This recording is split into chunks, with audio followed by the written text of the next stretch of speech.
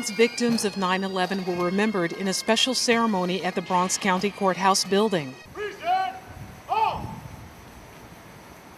The formal service is held each year and is dedicated to the 143 people who died as a result of the attack on the World Trade Center towers. The national anthem was followed by an invocation by Reverend Idas Nunn Jr., followed by a musical selection by the New York State Court Pipers and Drums.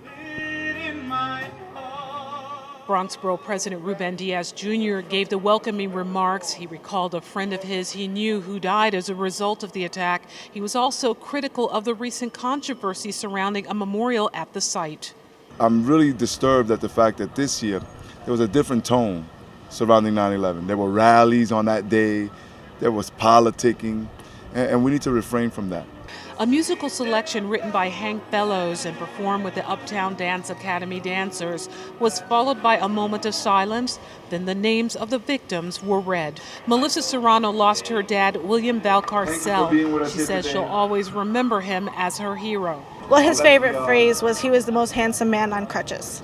My dad was a paraplegic who had polio as a child, and I would want him to be remembered as someone who has no boundaries. He never saw his handicap as a handicap.